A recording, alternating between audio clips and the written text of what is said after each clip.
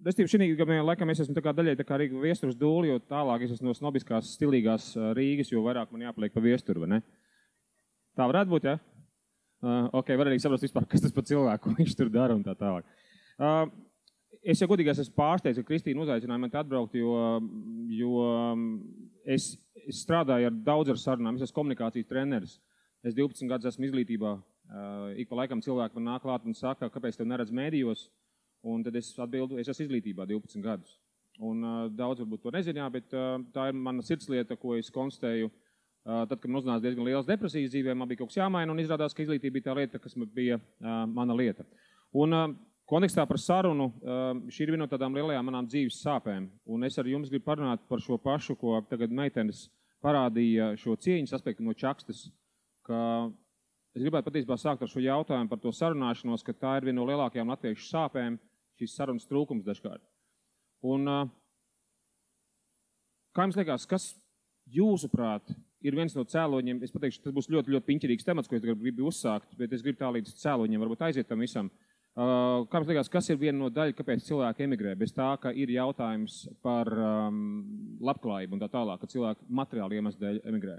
Kas ir vēl par elementu? Laika apstākļi, bet viņi emigrē arī uz īriju. Ok, labi, burvīgi. Īslanda, Kaladzu? Viņus nedzird. Kāpēc tu tā liekas? Tev arī nedzird. Es tev tagad dzirdēju ļoti labi. Kā tev sauc, Pidon? Viktor? Ok, kā izpaužās tas, ka tev liekas, ka tevi nedzird? Jā. Ok, tad ziņā, ka... Es pastaigāšu ar mikrofonu, jo mums ir arī video ieraksts. Līdz ar to, tad, lai arī video ierakstā mūs dzirdētu. Viktor, tu būs video ierakstā tagad. Facebookā. Tev vajadzēja saķemēties, klausēt, draudziņi. Jā, tas gan.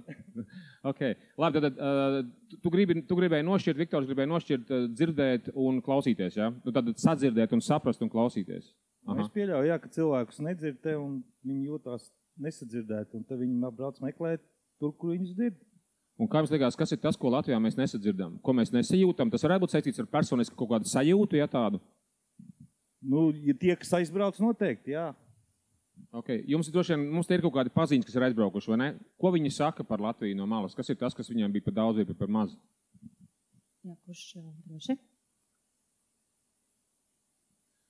Šeit ir mana hipotēze. Un man ļoti, ļoti patīk, es jau atsūtīju arī Kristīnai šo jēdzienu par cieņu, ka es šobrīd kā komunikācijas mācību treneris strādāju ar kompānijām, kurās uzņēmām apgroza tur miljardus. Un es strādāju kompānijām, es tagad šonadēļ beidzās vienas mācības valsts vienai pārvaldes daļai, kur strādā ar 30 valstu dažādiem cilvēkiem. Un komunikācija ir pamatā šiem visiem procesiem.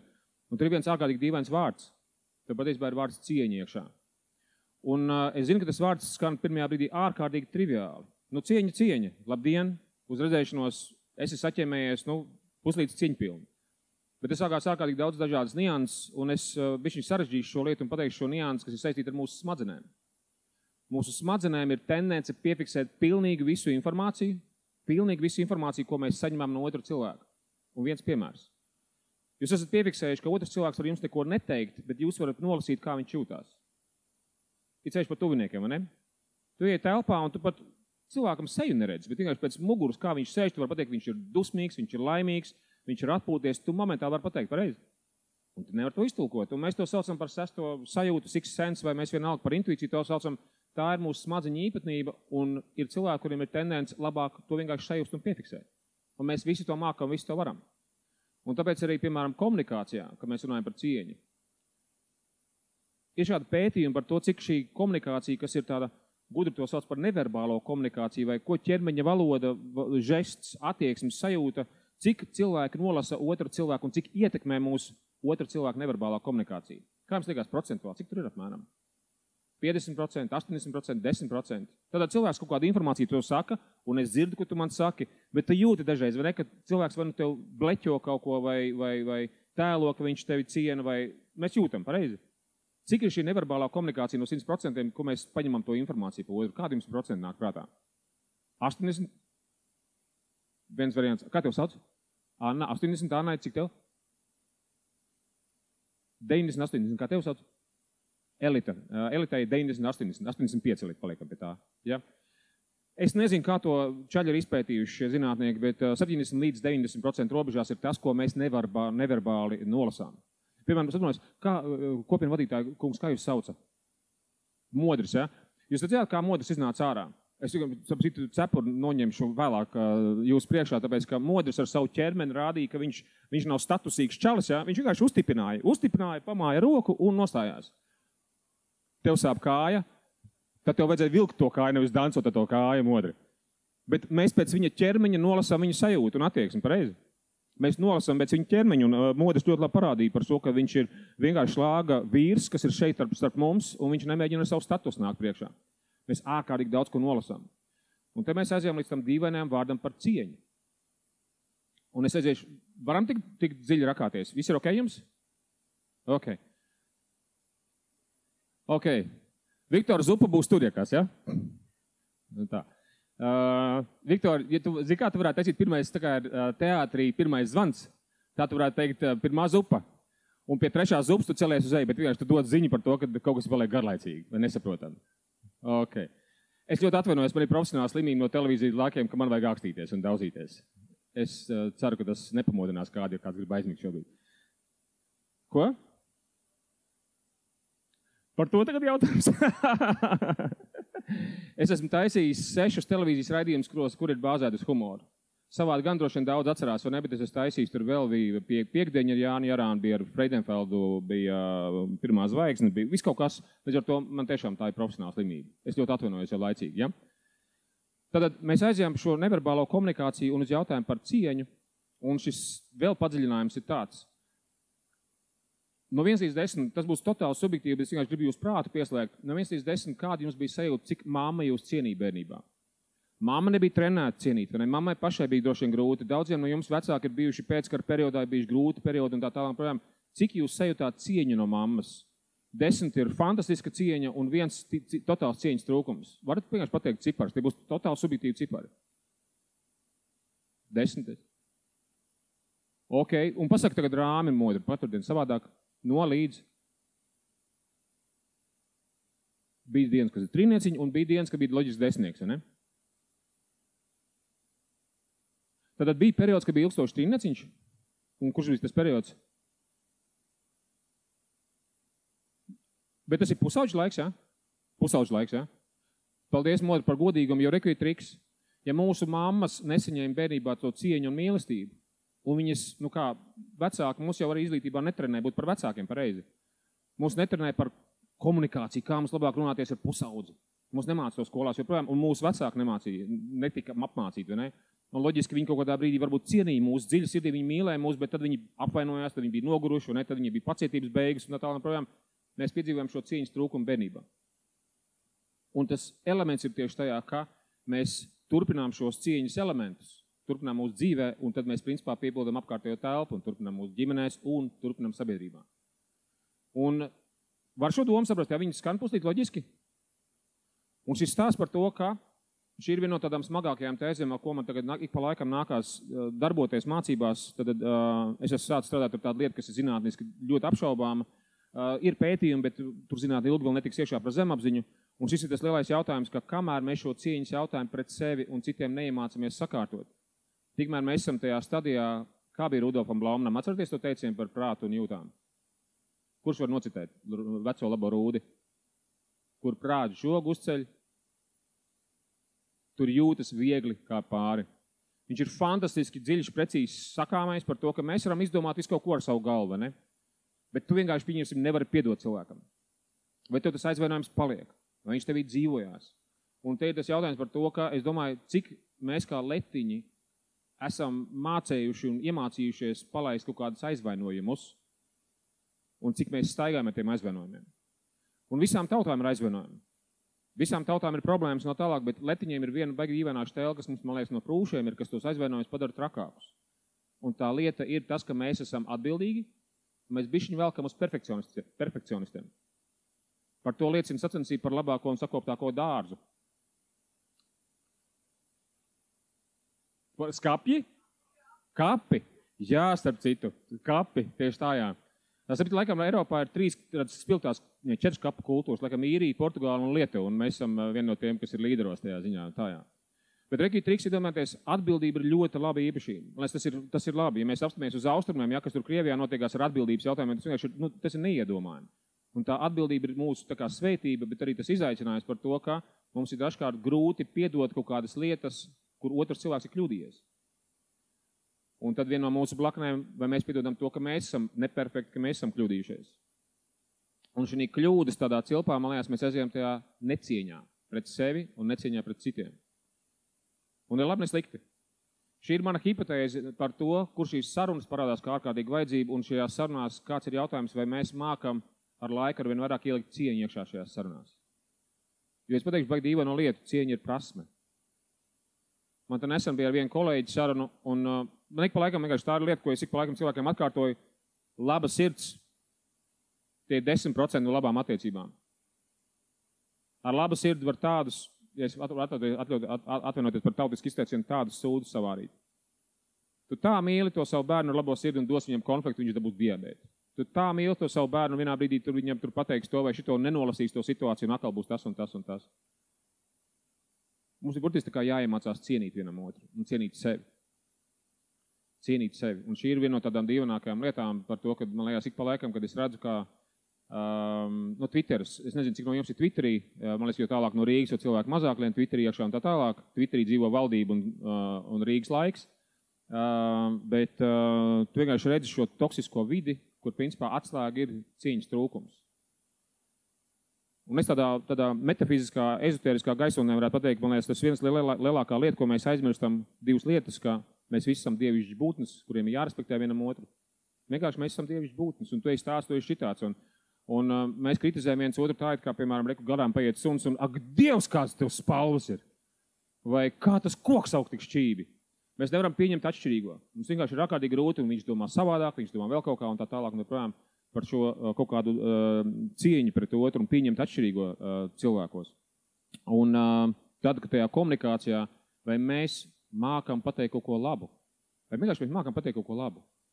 Jo es esmu uzaudzis, nezinu, kā jums ir bērnībā bijis, es esmu uzaudzis tajā situācijā, kad mamma bija fantastisks sirsnīgs cilvēks, fantastiski atbildīgs cilvēks, nenokavē nevienu darba dienu. Inteliģents cilvēks, man fantastiski bērnībā visu kaut ko paveicās, bet lai viņi kaut kādu komplimentu un kaut ko labu man pateiktu, man bija kaut kas nenormāls jāizdara. Tāpēc, laikam, es tikai televīzijā mēģināju kļūt populārs, tad viņi pateica, šis bija labi izdarīts. Man vajadzēja tik ļoti nokompensēt to lietu un tā tālāk. Iekāpt televīzorā, kļūt kolosāli slavenam, un tad es, protams, visu viņai sagandēju, kļūt pa zorgus, viņai palika grūti un tā. Aplis noslēdzās. Bet tad šis stāsts par to cienīšanu, vai mēs mākam ieraudzīt kaut ko labu. Un šeit parādās patiesībā cerības stariņš, man liekas, ka mums vienkārši ir tiešām lēnītēm jāsāk caur sakostiem zobiem, bet pēc iespējas vairāk teikt vienam otram labu. Un tas skan ārkārtīgi virspusēji, draugi. Tas skan ārkārtīgi virspusēji. Taču kaut kādas 5 gadus ar šo strādājot, es redzu, kādas brīnums tas izdara ar pašu cilvēku, ka tu sāc domāt vispār par to, kas tur ir labs tam otram cilvēkam.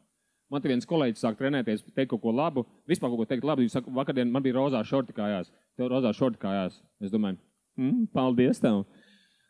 Cilvēks mācās. Viņš mēģina kaut ko labu pateikt. Restīvi, pēdējā mēneša laikā man nav bijis neviena laba ideja. Neviena laba doma, bet man ir šorti bijuši labi. Cilvēks mācās teikt kaut ko labu. Un tas ir forši.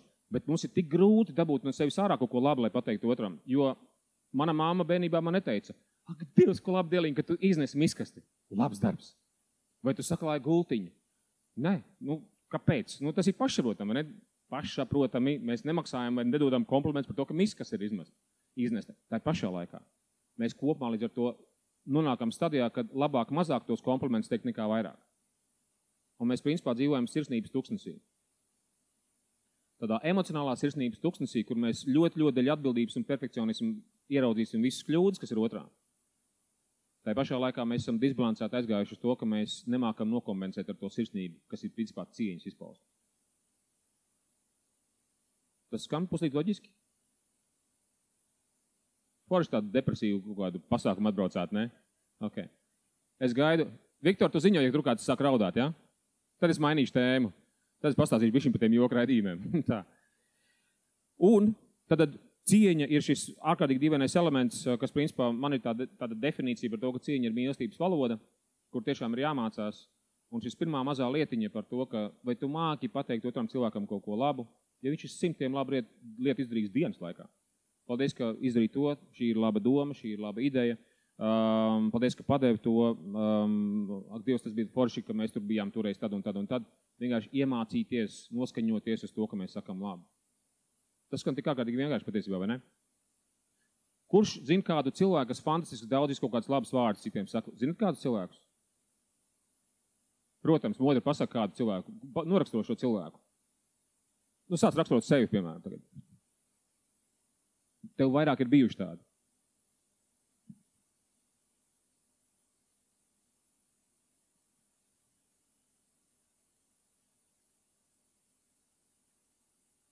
Es pateikšu, pastāstīšu, ko Modris tagad pat tās teica, tad tu pateici, tev ir bijuši pat vairāk tādi cilvēki tavā dzīvē. Iedomājieties, kā tas skan.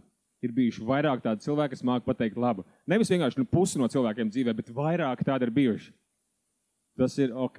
Otrais, ko tu pateici, no Latgales un izglītot. Un interesanti ar to Latgali, ja ir. Un Latgali ir kaut kas tāds par to, ka viņi to sirdi nav mācējuši tā kā aizvērt ciet. Ja? Viņi kaut kas tur ir daudz alkohola un bišķiņi arī tā sirds ir vaļā. Ja? Tā pieredze ir ļoti atšķirīga. Protams, tur man liekas, ka Latgali vienkārši ir tas diapazons plašāks. Un tā tālāk. Bet cik tādu cilvēku tu teiktu, Modri, tev dzīvē ir bijuši? Nu, 10 cilvēku tev dzīvē tādi ir bijuši? Nē, 10 nav. Cik? 5? Tev jāsēž pie pierakstiem. 3 varētu teikt, ka ir. Kā jums tas skan? Tātad Modris ir nodzīvojis, tev, tu izties vismaz uz 45 gadu tev jau ir, vai ne? 46, ok, Modri, labi. Modri bija 46 gadi, kaut kāds pudas sāls rapēsts, ja? Un tu saki, man 3 cilvēki dzīvē ir bijuši, kuri ir bijuši? Kurus tu atceries? Kā tev ar alkoholu klausies, Modri? Oh! Ar alkoholas tu, ok. Vai šis nav kaut kāds viens no tiem piemēriem? Iedomājieties, kuram ir vairāk par 3 cilvēkiem dzīvē, ko jūs tā uzreiz padomājāt, jūs iedomājaties, šis cilvēks ir tāds sirsnīguma izpaus, sirsnīgs arī komunikācijā, ka viņš māk pateikt labas lietas. Cik tev ir?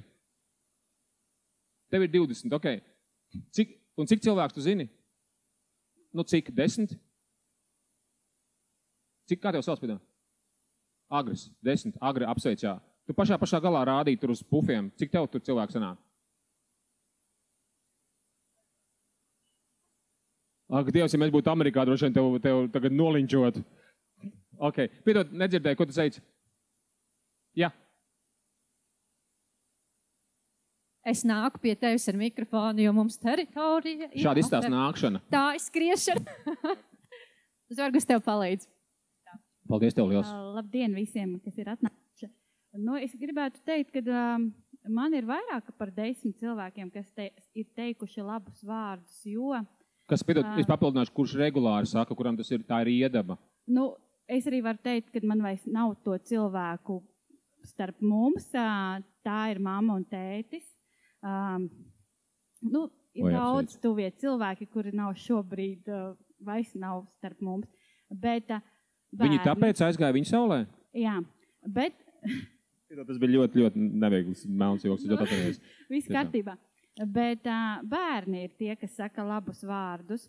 Tā kā es pati kādreiz strādāju pirmsskolā, un arī mazie bērniņi prot pateikt labus vārdus. Un tas īstenībā ļoti motivē mazos cilvēciņus un arī motivē mūs pašus darīt labas, lielas, skaistas lietas.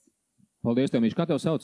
Un es pati arī māku teikt labus vārdus draugiem un bērniem. Mani sauc Ilga. Čau, Ilga. Un Mīļš, paldies, ka padalījies, un es apsveicu tevi par šiem piemēriem. Tu darbojies pirmskolas izglītības iestādē? Šobrīd mājasemniece. Ok. Kas ir interesanti, Ilga izdarīja šo žestu, un tā kā tas pa kluso viņu to teikt. Publiskā pasākumā šitas ir ļoti labs žests. Tas ir, man ir tāds, pinkots ir tāds un tāds. Paldies tev, Ilga, jā. Kas ir arī interesants par bērniem, jā. Bija šie pētījumi par bērniem, ka bērnos pēc būtības ir altruisms, bērniem ir tendence palīdzēt, un tad mēs viņus izaudzinām ārā no tā. Tas ir izglītības sistēmas, ap citu interesanāt divas lietas. Izglītības sistēma, tur ir ļoti daudz pētījumu, bet izglītības sistēma mūs izaudzina ārā no radošuma. Ir tāds Torrent tests, 98% bērni ieiet izglītības, skolā ir ģēnija, 98% pēc radošuma ir ģēnija ieiet skolā. Mēs visi tādi esam bijuši. un iznāk ārā, kāds mums teikās, cik ir procents, viņš pakāpeniski laik trītās, cik ir procents, ka pabeidzam vidusskolu. 2%, 3%, kurš dod vairāk vai mazāk? 0,5%. Ok, skarbi. Okay. Apmēram bija laikam 2 līdz 3%, čaļi uzreiz trāpīja. 2 līdz 3%. Tad radošums nokrītās izglītības sistēmā, un tad vēl ir jautājums par to altruismu. Es tos pētījumus neesmu redzējis, bet tur ir tas pats, ja, par to, ka ir kaut kāda sistēma, kurā mēs no tā izējam ārā. Iespējams, tas ir tīņu laiku nežēlīgums un mobbings vienam pret otru un tā tālāk. Bet šis piemērs, ko Ilga saka, jā, tas ir vienkārši ārkārtīgi jauki, ka tu to saki arī par saviem vecākiem. Nu, vienkārši tas ir fantastiski. Tas tiešām ir burvīgi. Un šis ir tas viens no tādiem kultūras, man liekas, ka arī jautājumiem par to, ka vai kaut kādās komunās, un šis man tiešām nodarbina, varbūt jums ir kādas idejas, kas ir tas veids, kā jūs varētu pateikt, kā letiņiem iemācīties mierīgāk, sirsnīgāk runāties vienam ar otru. Jo es esmu klasiskais letiņš, klasisks. Nu, atrunājot par manu marsiešu vārdu un tā tālāk, vai ne? Bet tādā ziņā, ka cik es atnācu uz Rīgu strādāt no Valmieras, es esmu no Valmieras, tad es nezināju nevienu kaimiņu vārdu, tad labprātīgi es ne ar vienu neiepazinos. Tad es esmu tipisks viensētnieks, nevis viensētnieks, bet dzīvoļnieks. Tā to sauc, ja? Dzīvoļnieks. Un tikai tad, kad man kaut kas tur notikās, es Lašpriekšēlā kaut kādā brīdī dzīvoju, tad man kaut kas tur bija kaut kāda avārija, kas tur satikāmies uz kāpiņu telpas, un kaimiņš prasa, kas tev tur noticies, un tad man nācās sākt ar viņu runāties, un tāpēc viņi iepazināmies. Bet arī tagad es dzīvoju Čekurkalnā, es nezinu nevienu kaimiņu vārdu. Nu, skaidrs, ka, ja gadījumā kaut kur jāpalīdz un tā tālāk ir kolosāli, bet šis ir tiešām stāsts par to, ka sapratu viena nianse. Jūs esat redzējuši ārzemēs kurortos, ka ir tautības, kas liena viena pie otras. Kuras tās tautības ir, ko jūs redzat? Itāļi, franči, krievi un angļi. Tiem, kam garšo. Un tagad paņemsim latviešus. Vai latvieši to pašu dara? Izvairās. Kāpēc izvairās? Mēs aizjām uz sākotnējā punktu, ja? Jo patiesībā tas ir tiešām jautājums, mēs gribam to sirsnību, mēs gribam tādu draudzīgumu, vai ne? Bet mums ir kaut kāds tas kriticismu krampis kaut kāds iekšā. Un tā kriticismu krampis, es sāku pievisēt lidostās. Tu tagad atlido no kaut kurienes, un tad būs reiss, no Londonas uz Rīgu, un tu saproti, ka tu parādās latviešu valoda, un tu jau sāc tā kā magnēts attālināties no tās vietas. Un es sāku domāt, kas ar man notiek, kāpēc? Un šis ir tas paradoks par to, ka mums kaut kur zemapziņā ir nobalansējies tas kaut kāds tas elements par to, ka mēs nonākam kritiskā vidē, kurā mēs varbūt esam kļūdījušies, vai mums nav šīs sirsnīguma un siltuma. Bet vai mēs varam teikt, ka latvieši nav silti cilvēki? Galīgi nepareizi. Viss ar mums ir kārtībā.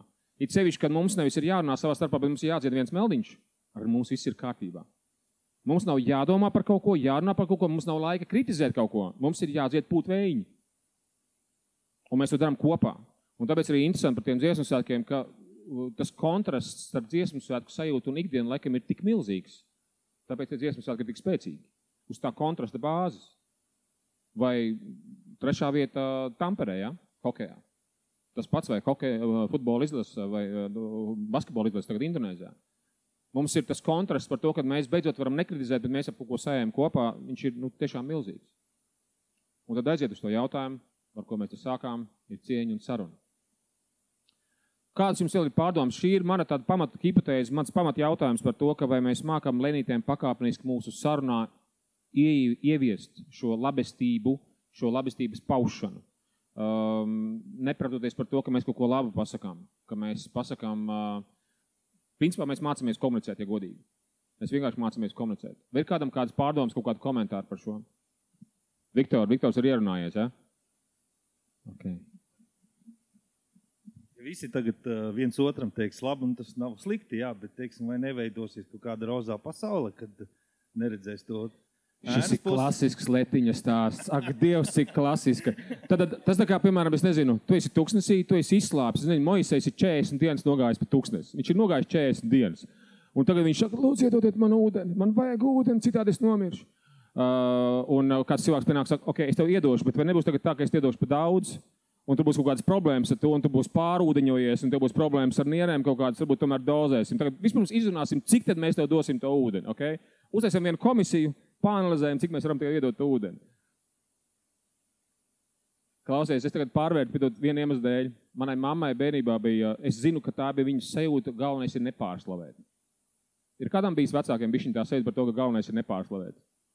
Un kas zīmīgi, tur ir viena taisnība tajā lietā. Bet es pateikšu dīvainu stēli, viens mans ebreju draugs no Londonas, ar ko mēs kopā mācības taisam, ik laikam ārkārtīgi, tāds pasaules līmeņa eksperts savā jomā, kas ir komunikācija un radošums. Un es viņam prasīju, klausies, kā tava māte tevi audzināja? Jo ebrejiem ir fantastisks pašvērtējums, vai ne? Viņiem ir fantastisks pašvērtējums. Viņi tic sev, tā ir vienkārši apbrīnojama lieta. Un cepur nost par to. Un viņš teica, tur ir 2 elementi. Pirmais, ja tu izdari, es tagad runāšu tautiski, ja izdari kaut kādu sūdu, tev to pateiks un vispār aci nepamirkšanās. Ja tu izdarīsi kaut ko labu, tu zini, ka tu to dzirdēsi un tev tas tiks pateikts. Visu laiku ir šis balans. Un tagad tas, ko tu saki, šobrīd mums ir, kā jums liekas, ja mēs runājam par komplimentēšanu un kritiku, tātad, ja mēs sadalām 100%, cik jums dotu 80/20 vai 50/50, cik ir kritika pret labiem vārdiem šobrīd sabiedrībā? Kā jums liekas? 10/90, kur 10 ir labie vārdi un 90 kritika, ja? Kāda vēl procenta, kā jūs dalītu? 70/30, ok, Viktors dod mazāk, ok. Vēl kāda procenta? Es jums prasu tikai tāpēc, lai ieslēgtu smadzenes. Ok, tad nav pat svarīgi, kā tas cipars izpaužās, ja? Un katram ir bišķiņ savādāk darba vide, vai ne? Bet princips ir tieši tas, ka mēs esam disbalansā. Mēs esam vienkārši disbalansā. Un man ir tāda dīvaina saruna cikls, kas saucās Innovating Humanity, un tur bija atnācis Latvijas mobilā telefona viceprezidents, ko es sen zinu, Ingmārs Puiķis. Un viņš visu laiku ir bijis tāds saldrunātājs, kā daudz varētu pateikt, ja? Ak, Dievs, cik viņš ir salds. Vispār, kur tāds, tā ir laba ideja, tā ir ļoti laba doma, ļauj man pārfrāzēt to, ko tu tagad pateici, nebija aizdomājies, ļoti labi, ka tu to pateici, saldrunātājs, ja? Taču, kad tu padomā arī par to zemapziņu un par to cieņas elementu, tur ir cieņas elementi. Un tas liekas tiešām, priekš kam tāda saldme ir vajadzīga, bet, ja mēs gribam kritizēt, paradoxālā kārtā, mums ir jākompensē tas ar kaut kādām lietām, kas ir pozitīvas. Un tur ir 2 lietas no šī, 2 morāls. Pirmais, es Ingmāram prasu, klausies, cik tev tavā profesionālajā karjerā ir bijušas komunikācijas mācību stundas vai dienas? Profesionāli. Tad LMT, viena no bagātākajām Latvijas kompānijām, viņš ir viens no vadītājiem, viņus sūta uz labām mācībām.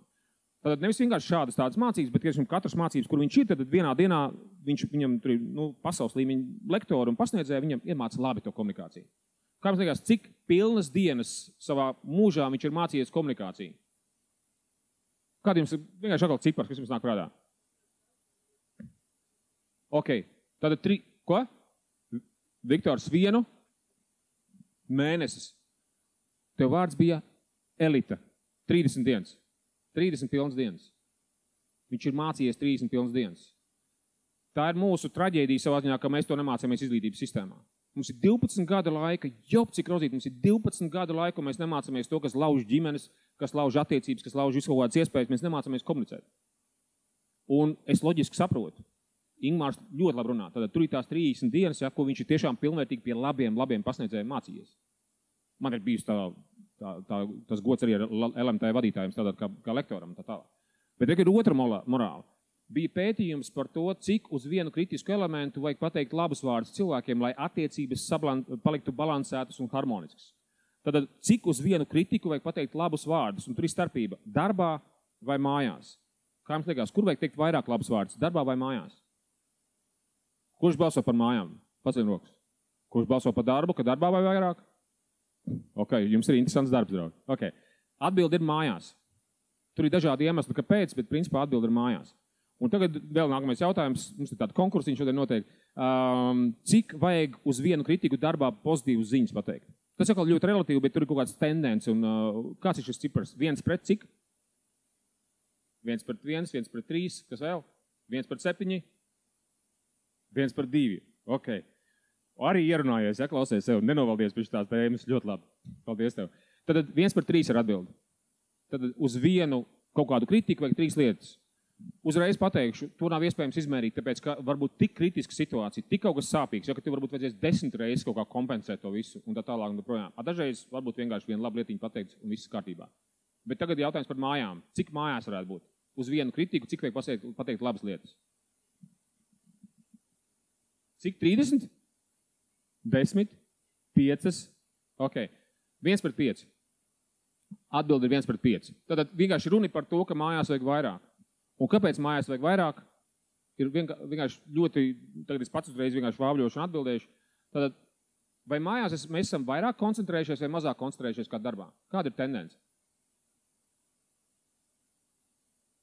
Kā kurš? Es apsveicu tev starp citu. Modrs bija vārds, ja? Nē, agrs.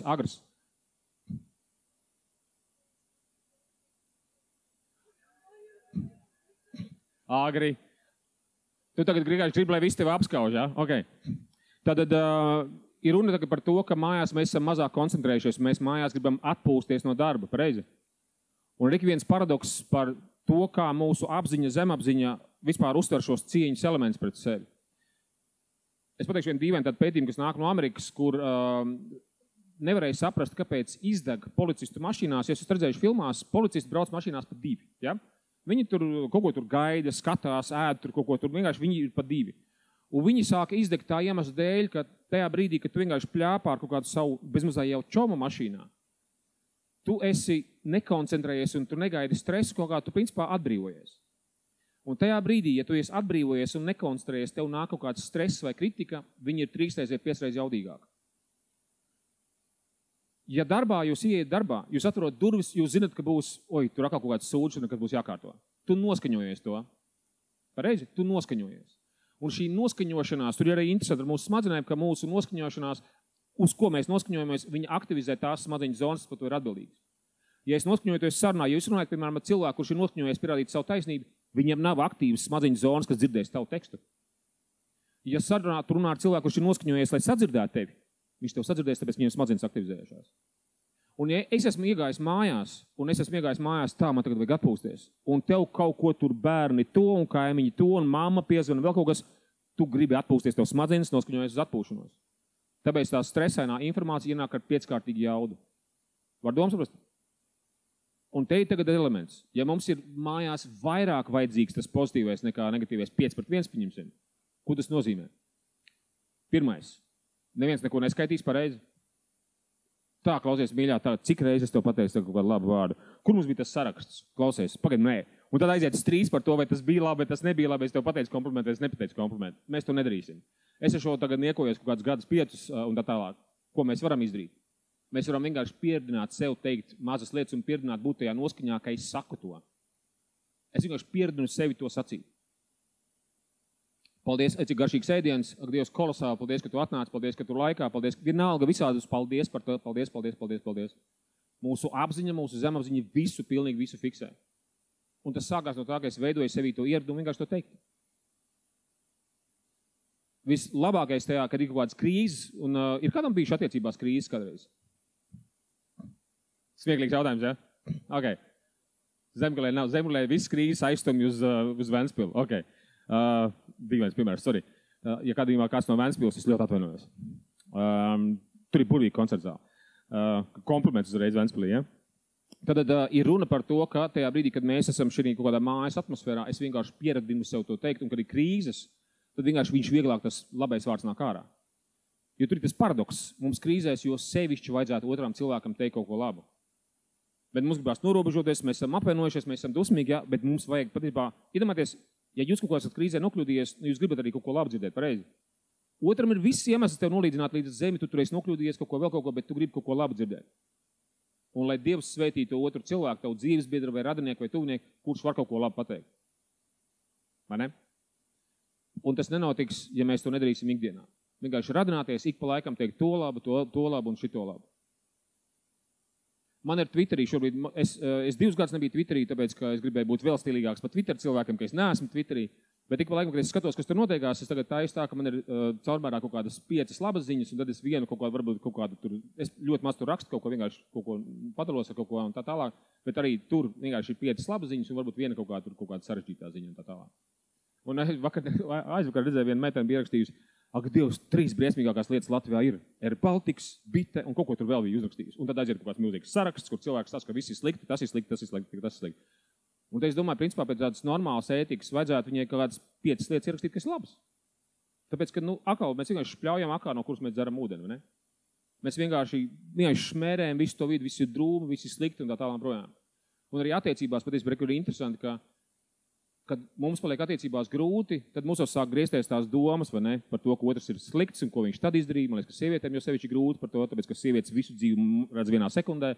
Tu izdarīji 12. augustā 13. gadā šito, un 17. gada 12. janvārī tu izdarīji šito. Nu, viss ir hologrāfiski. Viss ir vienā punktā, singularitāte momentā un tā tālāk. Bet tajā brīdī tas viss slēdz iekšā, ja? Un kā noturēt šo labo sajūtu par otru cilvēku? Kā viņu darīt, tas principā atkal ir tāds ieraduma jautājums un tā tālāk. Palikt pie tās cieņas sajūtas. Un tā. Kādi jums ir apsvērumi, novērojumi, pārdomas par šo? Jā, Erika.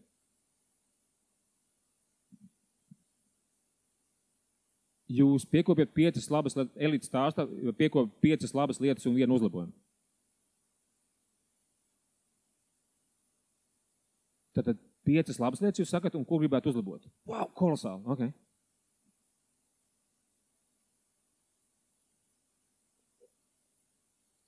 Un bieži vien meita ir pieklājīga un nesaka, tev būtu kaut kas, kas būtu uzlabojams, ja? Vai arī tu esi perfekta? Ok. Labi, mēs varam pārfrāzēt, nevis vai tu esi perfekta, bet cik ļoti tu esi perfekta, ja? Cik ļoti labs cilvēks tu esi. Tas ir ļoti patīkami.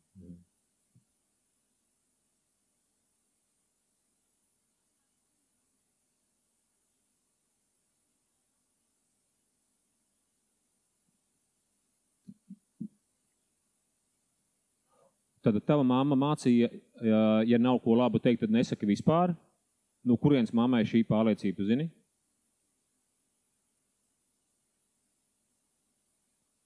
Ok, jūs ar brālu un māsu apsaukājieties, bet es neesmu dzirdējis. Ir vēl kāds dzirdējis to, kad vecāki saka bērniem vai nu labu vai neko teikt? Ir kāds tā Viktoram, Ilgai, kas ir interesanti. Un man liekas, es nezinu, kāpēc, man liekas, tas ir spāņu teiciens par mirušajiem labu vai neko. Kas ir interesanti, kāpēc gan ne par dzīvajiem, vai ne? Kāpēc tikai par mirušajiem? Atvainot, tu vēl neesi nomiris, tagad es tev nolīdināšu līdz zemi. Tas ir klasiskais stāsts, kāpēc letiņām izdevīgi nomirt, tāpēc, ka es būšu smukos kapos beidzot, es būšu apkopts, man nebūs jāklāja gulta, un par mani runās tikai vienīgi labu. Un manā vārdā nosauks ielu. Kaut arī kļūda, klausties. Es mācījos Valmieras 3. vidusskolā. Es biju tajā brīdī skolā vienīgais viesturs. Un tajā brīdī, kad es biju, man liekas, ka 10. klasē skolu pārsauc par viesturu vidusskolu. Un es esmu ļoti pateicīgs, un tāpēc man sakāpa galvā, un tāpēc es aizgāju neceļos un tā, jā. Ok, tas ir burvīgs pirmārs, Elīte. Paldies, jā.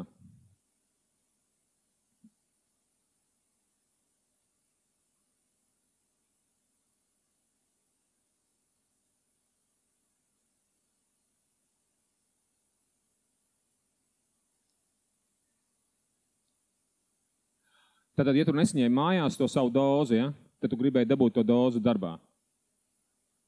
Un kā tu dabūji darbā komplimentus? Strādājot ļoti smagi, daudz. Un izdegot. Jā.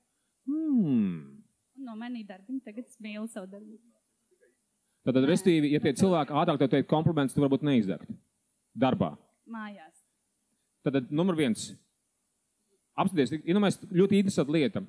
Esat piefiksējuši, kad mēs pīpējam, tad pīpētāji. Ir kāda pīpētāja šeit? Ok, Viktors pīpē. Viktor, tu visu dari droši vien tagad. Un tā jā.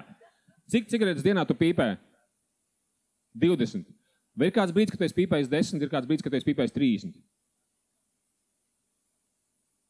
Tātad tu esi mērķiecīgs, neatlaidīgs, patstāvīgs cilvēks. Ok, Viki triks. Mēs principā esam hormonālas būtnes, kuras ir atkarīgs no savas hormonālās darbības. Jūs droši vien zinat cilvēkus, kuriem vajag kaut kādas agresijas. Viņiem vajag agresijas vai nu sportā, vai agresijas komunikācijā, vienkārši vajag agresijas. Atvainojies, tas ir kortizola, adrenalīna kaut kāds salikums un tā tālāk.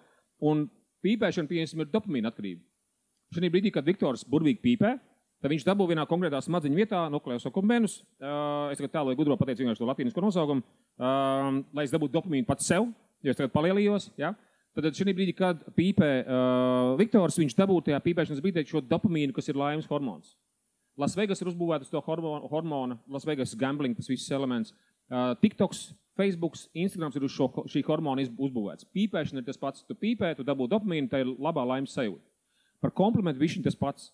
Kad tu dabū labu sajūtu, numur 1, kad tu saki to, arī pateicības ir kolosāla lieta. Ja? Pateicība ir komplimenta fantastiskā forma. Komplimentu fantastiskā forma ir pateikt, klausies, vai tu varētu pateikt, kā tu to redzi?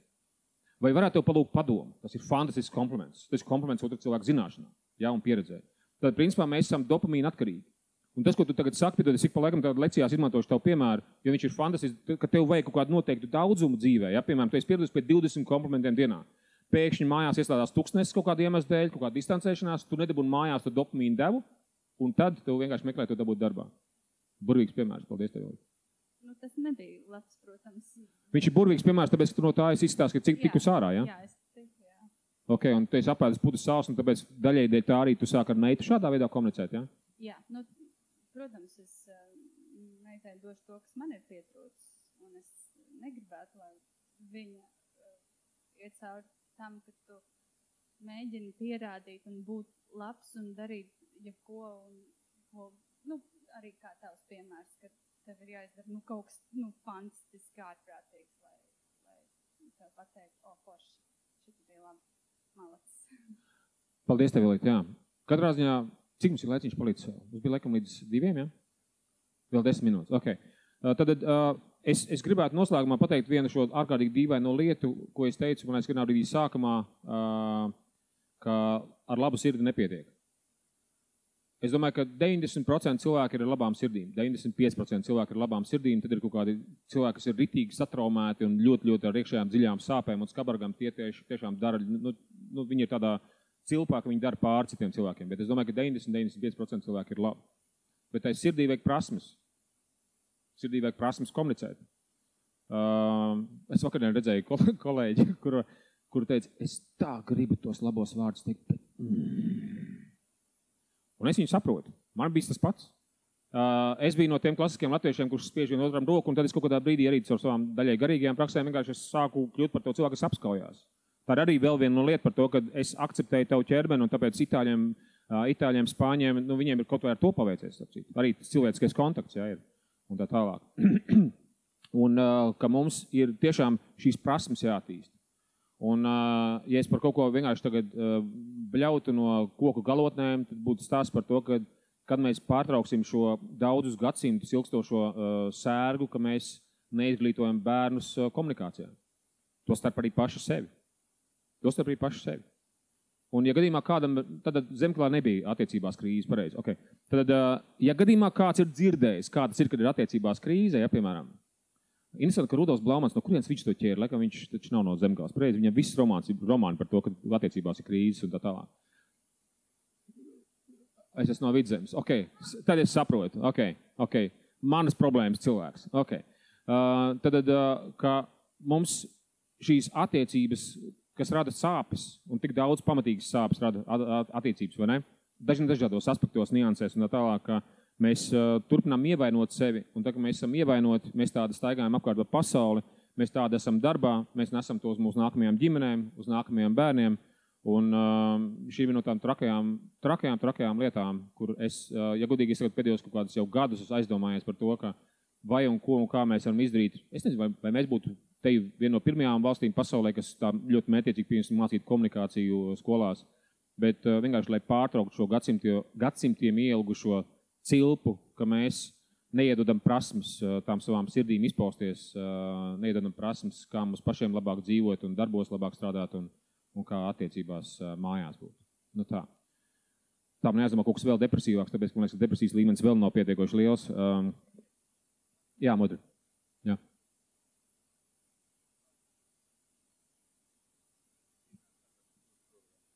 Tad Modris prasa, kāpēc nevar iedzīvot šīs kādās skolas programmās. Tāpēc, ka esošās skolas programmas, es pateikšu mašīnas analoģiju. Var? Tad iedomājieties, ka mašīnā ir 8 cilindri. Tad vienkārši ir 8 cilindri, kas ir dzena mašīnu uz priekšu. Tad, ja skola un skolotāji būtu noslogoti pa 6 cilindriem un 2 cilindri būtu brīvi, nav problēmas. Bet šobrīd skola un skolotāji noslogot uz 8 cilindriem, un plus vēl skolotāji trūks, līdz ar to dažkārt skolotājiem prasa, lai viņi pieslēdz vēl 9 un 10 cilindru, kas viņiem nav, bet cilvēks kā bioloģisks robots, viņš var tur kaut ko, tā kā pāri savam varēšanām un nevarēšanām. Fizikas skolotāji trūkst, svešvalodas skolotāji trūkst, fantastiski daudz trūkst. Tas ir pirmais aspekts, ja? Un otrais aspekts ir tas, ka, un šī ir viena no tām problēmas saknēm, ka pedagoģijas institūti Latvijā, viņi to nemāca. Un es ļoti ilgi izvērojos no tādiem ļoti skaļiem paziņojumiem, bet šobrīd es laikam, ņemot vērā, es esmu ļoti daudz skolotājiem strādājis. Tas ir traģiski, cik nesagatavoti skolotāji iet klasēs. Tas ir neaprakstām traģiski. Es varu pateikt dīvainu analoģiju, un kas zīmē, ka es to saku skolotājiem māja galvu, tāpēc kā, jā, viena analoģija. Iedomājieties, ka mēs nokārto, tad skolotājs dabūs savu diplomu, ka viņš ir skolotājs profesionāls, ja? Kas zīmīgi, man nav skolotāja diploms, jo es atvainojos, es nevarēju saņemties un iet Latvijā mācīties pedagoģiju. Bet tad skolotājs tad iet klasē, un viņam ir diploms, un tā analoģija būtu tāda, ka, lai tu brauktu pa ceļu ar mašīnu, tev ir 2 veidi eksāmeni, pareizi? Tev ir teorētiskais, un tev ir praktiskais.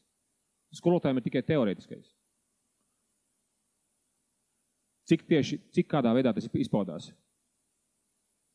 Un cik ilgi tu biji skolā? Vairākas reizes. Cik ilgi tu biji skolā? 1 diena, 10 dienas, 20 dienas? Kad nedēļa. Nedēļa. Ok. Kā tev sauc, piedod? Edgars. Edgar, vai tev pietika ar šo nedēļu? Nē. Ok. Cik tev vajadzētu vēl? Bet tas bija kaut kas un daudz. Es tev pilnīgi piekrītu. Jā. Edgar, es tev pilnīgi piekrītu. Kurā gadā tas bija? 80. 80. Ok. Tad rekvīt nianse. LMT viceprezidents, kuram ir vieglāks darbs par skolotājiem, es uzsveru, viņam ir vieglāks no komunikācijas viedokļa darbs nekā skolotājiem. Jo viņam vide ir ļoti pieauguša vide, kur visi spēlē pēc skaidriem spēles noteikumiem. Skolotājs ir totāli toksiskā vidē, kur nav nekādu spēles noteikumu. Pareizi? Tāds bērns no šitās ģimenes, viņš ir neizgulējies, vienam bērnam mājās runā par to, ka skola ir sūds un tas ir vaiprāts un tas skolotājs ir sūds, atvainojos, ka es tik tautiski izsakos. Un tad tas bērns skatās uz tevi kā uz to, un cieņa tur nav, respekts tur nav, un tad ir bērni, kuriem sāp kaut kas, sirdis lūst, attiecības ar tēvu lūst, un tad viss tas nāk klasē, pareizi. Tad, ja mēs paņemam LMT viceprezidentu Ingmārs, lai viņš piedod, ka es viņu tagad pieminu tik daudz, ja viņš mācījās 30 dienas komunikāciju, cik kā jums liekas, tā intuitīvi būtu skolotājiem jāmācās komunikāciju?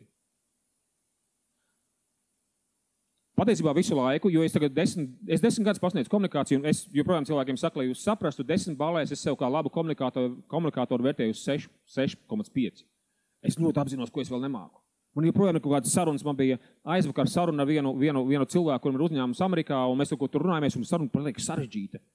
Un pirms 15 gadiem es zinu, ka es to sarunu beigtu, mēs sadarbību pārtraucam, viss punkts bastad, tas cilvēks pārkāp visiem cieņas elementiem, tā tālāk. Un es ok, rekomandas 6,5 parādās, es esmu par šiem 10 gadiem iemācījies komunicēt. Bet skolotājiem nav šīs 360 dienas. Un viņi analoģijā ar mašīnu tiesībām.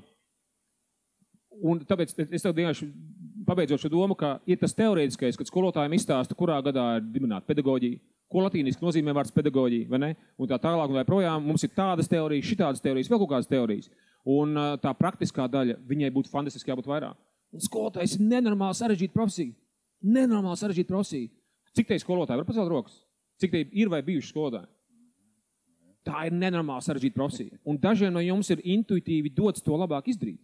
Un dažiem vienkārši ir nenormāli daudz, kas jāmācās. Un ļoti daudzi skolotāji, kas vienkārši nav savā vietā, pareizi, viņiem nav dotumi būt par skolotājiem, bet viņi ir tajā vietā. Un tas ir tas, ka tur notiek spēle ar cilvēku dzīvēm. Tajās klasēs notiek spēle ar cilvēku dzīvēm, jo cik daudz mums vajag, lai uztaisītu bērnībā traumu, psiholoģisku traumu, kas paliek visu dzīvi? Pietiek ar 5 minūtēm. Noteikti. Mazāk. Kurš sola mazāk? Ok. Man bija viens jautājums, tad priekšā kaut 1000 skolotāji bija Liepājā lekcijas skolotājiem, un vienā brīdī es prasīju pa laikam jautājumu, sarakstiet lūdzu, kādas jums ir prasmes vajadzīgas skolā. Un viņi tur sāk savu kādas prasmes vajadzīgas, un tur ir komunikācija, tur ir humors, tur ir pacietība, tur ir komunikācija sarežģītās situācijās, kā neizdegt, kā atjaunoties, ļoti daudz lietas. Un es viņam prasu no šīm top 10, ko jūs uzrakstījāt. Tur arī zināšanas vienā brīdī parādās, sapcītu, ko māca augstskolās. Ko no tā jums mācīja augstskolā? Tajā zālē pirmo reizi man cilvēks saka, mums mācīja komunikāciju. Es domāju, pastāst, nezinu, varbūt kaut kas jauns vai un tā tālāk. Viņš saka, tātad man mācīja komunikāciju, un man precizējums ir, cik ilgu laiku Ingmārs Puiķis 30 dienas, ja? Mums ir likās, ka vajadzēja 360 dienas. Viņš teica, viņam bija 3 stundu lekcija. Un tad viņš iet tajā super sarežģītajā vidē, kur ir tie bērni, kuri to par personībām, kuri veido tur savu priekšstatu par Latviju, par attiecībām, par vispārējo. Ja? 3 stundas viņš mācās komunikāciju. Un tas ir abrīnojami, kādā neprofesionalitātē ir šie pedagoģijas fakultāšu satura veidotāji, ka viņi joprojām atļaujās to darīt. Viņi atļaujās apstiprināt tās programmas, un tie skolotāji, ka izlaist ārā ar diplomu. Un es esmu cilvēks bez diploma, un es nevaru to noskatīties. Mēs tam nevaram vienkārši nostīties. Mēs dabūjuši to diplomu, pēc tam ejam tanīs kursos, komunikācijas un visos pārējos. Un tad mēs vienkārši mācāmies peldēt, jā. Mēs iekāpjam upē un mēs vienkārši mācāmies peldēt. Taču tur ir reāli dzīvi cilvēki mums priekšā. Tie dzīvi cilvēki, no kuriem ir top vai no ģēnija, ja, modri, ko tu pieminēji, ja, vai no top ģēnija, vai arī dzimē, ka vienkārši viņus izslēdzam. Mēs paliekam skumji, un jo sevišķi vīriešiem, tas ir katram atkal savādāk, bet vīriešiem izglītības sistēma diezgan problemātiski, tāpēc, ka sievietēm ir laba, ka tur ir racionālā daļa daudz, bet vīriešiem, kuriem vajag sajūtisko daļu attīstīt, viņiem vajag mākslu, empātiju, iemācīties runāt par savām sajūtām un tā tālāk projām, vīrieši ieiet šajā nespējā sev dzīvē realizēt, kur aiziet alkohols, kur aiziet zemes pašvērtējums, un tad aiziet agresija un tā tālāk projām, un tad mums ir 63% vientuļo māmiņa Latvijā. Tā ir milzīga kāda sistēma, kas ir uzbūvēta uz šo vienu elementu par to, kā tiek sagatavot skolotāji. Un tā tālāk. Tā, nu jā, mēs tikām vēl bišķiņ dziļāk depresijā, ļoti labi. Ok. Kalazo? Tupas zvana nav. Viktor, pagaidi, tu esi aizmīgi vai kas tī? Ok. Draugi, vēl kaut kādi jautājumi? Es varbūt varētu no savas puses. Šeit ir cilvēki, kas arī pēdējā gada laikā Jelgavas novada pagastos ir izrādījuši arī interesi par to, kas notiek viņu ciemā. Un lauku partnerība Lielupa ir tā, kas pēdējā gada ietvaros arī kopā ar Jelgavas novada pašvaldību ir sākuši sasaukt kopā tos cilvēkus, kas grib runāt, kas runā un kas grib darīt savai vietējai kopienai. Ko tu mums ieteiktu, varbūt kā turpmākos soļus, tieši šai saziņai, varbūt kaut kādas rīks, lietas, ko mums trenēt? Jā, mums cieņa ir prasme, kā tu saki, bet kā mums šīs pagastu tās kopienas stiprināt vai uzrunāt jaudīgāk, lai šī komunikācija viņa savu starpā veidotos, jo šobrīd arī nākamā diskusija mums būs par ciemu nekomunikāciju. Varbūt, ka tev nāk kāda ideja prātā un iedot mums tādu impulsu. Mēs zinām, ka mēs varam, bet varbūt kā mēs varam, lai tu var atnāc to ciemu iedzīvotāju padomiem taisīt, kas tad tev tur padomā? Nu, bet lai mēs kā viens veselums iet. Man ar šo jautājumu ik par laikam ir nācies saskarties. Es esmu kaut dažām komunām par šo strādājis, un šī ir ļoti dīvaina lieta un ļoti pozitīva lieta, ko es varu pateikt. Mums ir jāatbūvē mūsu attiecības vai jaunas lietas uz pozitīvajām atkarībām. Uz pozitīvajām atkarībām. Ko es ar to domāju? Tajā brīdī, kad ir kādam, kuram patīk sportot. Ok, super. Tā, Edgar, ko tev patīk sportot? No 1 līdz 10, cik tev patīk velosipēdē braukt? No 1 līdz 10. 9. Vai tā ir pozitīva atkarība? Tā ir pozitīva atkarība, tāpēc, ka viņa veseļo, pārstādas prātu, atjauno ķermeni, ļoti daudz labas lietas. Ja? Tā ir pozitīva atkarība. Kas ir interesanti, mums ir 2 veidi, kā cilvēki sanāk kopā. Pirmais veids ir tas, ka tagad kritizēsim pārējos. Ja? Vesels partijas iet saimā vienkārši to, ka tagad mēs visi kritizēsim pārējos. Trumps Amerikā iegāja tieši to, tāpēc, ka mēs kritizēsim pārējos. Tur ir viens paradoks, ka tur diezgan bieži ir taisnība. Bet runa par to, ka mēs sanākam uz šo destrukciju kopā, nu kā tur bija revolūcija, pēc tam apēt pats savus bērnus un tā tālāk. Mums ir jābūvēs prieku uz pozitīvu atkarību. Ko es varu izdarīt? Tiem, kas ir veidotāji šiem procesiem, es varu piedāvāt, tad mums ir mācību kurs, vairāki kursi, kas ir orientēti tieši uz to, kā mēs varam izprast, kas ir šis prieks, jo tad ir darbības, kas izdara mūsos pieņemsim šo pašu dopamīnu, kas ir hormons, kas veido pozitīvu atkarību. Tad, piemēram, mēs pieļaujam, tur ir ļoti daudz dažādu hormonu, kas Edgaram izdalās tajā brīdī, kad brauc ar riteni, bet tev tiešām patīk, ja braukt ar riteni, ja? Tev ir tā sajūta, ka tu brauc ar riteni, ka vienkārši laiks pazūd, un tu vienkārši ienirsti tajā procesā, un vienkārši tu ienirsti tajā atpūtas brīdī. Tu vienkārši kaut kur var burtiski aizbraukt. Tev ne tikai jumts aizbrauc, ja, bet vienkārši tu pats arī aizbrauc. Kolosāli. Ir runa par to, ka mums ir jāveidos tās pozitīvām lietām, un es varu piedāvāt tiem cilvēkiem, kas organizē šos procesus, tos kursus, vienkārši viņi mums ir online, un tur ir kaut pāris kursus, kur vienkārši pa mēnesi vienkārši ejiet un pa brīvu pēta un skaties, kas tur ir. Tad ir 2 lietas. Viens ir komunikācijas prasme. Komunikācijā ietupst arī, kas angliski būtu to sell idea, pārdot ideju. Jo te ir runa par to, ka mums ir jānomaina attieksme pret vārdu manipulācija, ka ja mamma nemanipulē ar savu bērnu, tad bērns pazaudēs zobus 20 gados, tāpēc, ka mamma nebūs pierunājusi viņu mazgāt zobus. Tad tā ir vienīga manipulācija, lai bērns sākt mazgāt kaut kādā vecumā zobus pareizi. Nu, tagad tev jāmazgā, kāpēc man jāmazgā zobi, vai ne? Tad, restīvi, tā ir kaut kāda manipulācija, mēs pārdodam ideju. Mammas visu laiku pārdod ideju par kaut ko pareizi. Un mums jāmācās komunikācijā pārdot idejas. Tas ir viens. Tā atkal ir prasme. Un punkts numur 2 ir metodika, kas ir flow. Es esmu pārveidojis to metodiku no Čikāgas universitātes viena tāda profesora, Csikszentmihalyi, kas ir saucās flow. Es nezinu, Kristīna, vai tu zini, vai tu atceries to metodiku, kas patiesībā ir bāze. Mums ir jāatrod tas, kas mūs vieno procesos, kas mums patīk. Šobrīd mēs mēģinām vienu produktu izstrādāt priekš izglītības sistēmas, kurā bērni skolās varētu sportot no rītiem. Un, piemēram, starp citu, es vienkārši nians pateikšu, kā analoģija jums. Ir ļoti daudz pētījumu, ka ja bērni iet skolā un pirmo stundu pirms sporto un izsvīst, samazinās agresija, samazinās mobbings, uzlabojās smadziņdarbība, uzlabojās mācību rezultāti. Fantastiski. Tur ir tāds milzīgi ekosistēma, kas attīstās, tāpēc, ka, piemēram, aiziet mazāk agresija virsū skolotājiem. Ka skolotājs var vieglāk strādāt, skolotājs mazāk izdeg, skolotājiem ir mazāk pretestības un bail no klases, tur ir ārkārtīgi daudz bonusu. Pat ir pētījumi bijuši par to, ka ir tās agresīvās skolas vai agresīvie bērni, ja? Jo sevišķi tiem, ja tu ieliec no rīta kaut kādu sporta aktivitāti, tad bērni vienkārši izneutralizē hormonāli runājot kortizolu, pieņemsim, ja? Kas ir stresa dusmu hormons, un to, ka esi gatavs strādāt, mācīties, tu esi mierīgāks. Mēs visi zinām, kā mēs jūtamies pēc pirts, vai ne? Vai ne tā sajūta. Mēs zinām, kā pēc sporta, pēc dejošanas, pēc kaut kādām aktivitātēm vai izstaigāšanās, mēs jūtamies kā no pleciem kaut kāds smagums nokritis. Mūsu iekšējā hormonālā sistēma vienkārši pamainās. Un tad tas flows ir elements, ka šajās Amerikā tajās skolās, ko izdarīja, ka, lai bērni sāktu no rīta to stundu sportot, bija 19 nodarbības, kuras tu var izvēlēties. Jo ir bērni, kuriem nepatiks skriet. Ir bērni, kuriem nepatiks dejot. Bet ir bērni, kuriem patiks skriet, vai patiks dejot, vai patiks vingrot, vai patiks vienalga ko. Mums vajag dažādību tajā, ko mēs darām, un uz tās dažādības mēs sanākam kopā. Viena dīvaina analoģija.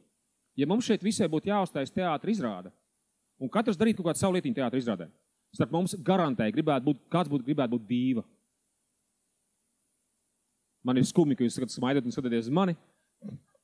Kāds gribētu būt dīva, kāds gribētu taisīt ielūgumus, kāds gribētu to visu organizēt, kāds gribētu runāt ar sponsoriem, kāds gribētu runāt ar pašvaldību, kāds gribētu rakstīt scenāriju, kāds gribētu dizainu taisīt. Pareizi? Tur ir kaut kādas 30 profesijas, kas tur ir. Un mums ģenētiski katram ir savi dotumi. Mums katram ir kaut kāda lieta, kas mums patīk. Man, piemēram, patīk taisīt dizainu, bet varbūt kādam citam patīk labāk taisīt dizainu. Viņš taisīt dizainu. Man patīk scenārijas rakstīt. Es ļoti daudz scenārijas, es 4 filmām scenārijas uzrakstījis. Man patīk rakstīt scenāriju, bet varbūt vēl kādam vēl vairāk patīk scenāriju taisīt un tā tālāk. Jo tad, kad es velku to dīvi, ja? Kas varētu būt dīvi un tā. Un tad, kad, piemēram, ir kāds, kuram dizainu patīk taisīt šeit. Pats rokas. Ir kādam? Ilgi tev patīk dizaini, ja? Kolosāli. Okay. Kuram patīk rakstīt kaut kādas scenārijas vai tekstus rakstīt? Ir kāds? 3 cilvēki.